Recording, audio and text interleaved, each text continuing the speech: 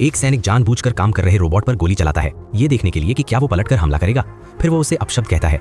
जब रोबोट कोई प्रतिक्रिया नहीं देता तो सैनिक दोबारा गोली चलाता है। शुक्र है कि उसके साथी समय पर उसे रोक लेते हैं। रोबोट उलझन भरे चेहरे के साथ उठता है। उसे समझ नहीं आता कि उसने ऐसा क्या गलत किया जो उसे इस तरह की चोट सहनी पड़ी।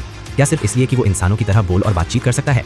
अधिकारी के सवालों का जवाब देने के बाद वो नदी किनारे जाता है और खुद को संभालने की कोशिश करता है।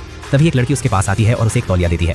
रोबोट को बहुत समय बाद किसी की ऐसी परवाह महसूस होती है। वो लड़की को अपना नाम बताता है, जेम्स। वो कभी एक राजकुमारी का अंगरक्षक था, लेकिन राजकुमारी की मौत के बाद उसने युद्ध में हिस्सा लेना छोड़ दिया। उसकी दुख भरी कहानी सुनकर लड़की उसके सिर पर फूलों का हार रख देती है। जेम्स शर्म से लाल हो जाता है। उसी क्षण उसके भीतर मानवीय भावनाएं जाग उठती हैं।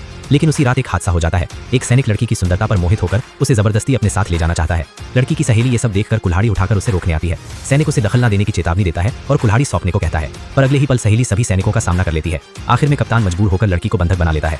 तभी जेम्स वहां पहुंचता है। जब वो देखता है कि जिसने उसे फूलों का हार पहनाया था वही लड़की पकड़ी गई है, तो वो पहली बार हथियार उठाता है। वो स्थिर खड़ा होकर जैसे कुछ गणना कर रहा होता है।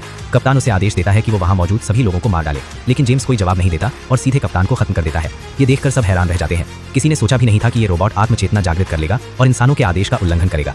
सैनिक की मौत की खबर तेजी से फैल जाती है। अगले दिन एक विशाल युद्धपोत अचानक प्रकट होता है। असंख्य सेना के सामने लोग जान की बाजी लगाकर मुकाबला करने लगते हैं। जब सब निराश हो चुके होते हैं तब जेम्स मानो एक रक्षक बनकर युद्ध भूमि के बीचों बीच खड़ा हो जाता है और ग्रह पर हमला करने आई सेना का रास्ता रोक देता है। राजा ने उसकी यांत्रिक देह आकाशगंगा के सबसे कठोर धातु से बनवाई थी ताकि वो गोलियों की बारिश में बेखौफ घूम सके। उसके भीतर तारे के कोर से बना ऊर्जा क्रिस्टल लगाया गया था जिससे उसे कभी ऊर्जा की कमी न हो। विशाल युद्ध डेटा से भरा उसका सूचना भंडार उसे लोहे का मृत्युदूत बना देता है जो आक्रमणकारियों का संहार करने लगता है। यहाँ तक कि सबसे शक्तिशाली युद्ध मशीनें भी उसके सामने बेकार साबित होती हैं। जेम्स तोप की नली हटाकर उसका ढक्कन खोलता है, अंदर कूदता है, एक ग्रेनेड फेंकता है और बेखौफ बाहर निकल आता है। उसके सामने हर युद्ध मशीन कबाड़ बन जाती है। जेम्स को ये सब करने में केवल कुछ ही सेकंड लगे।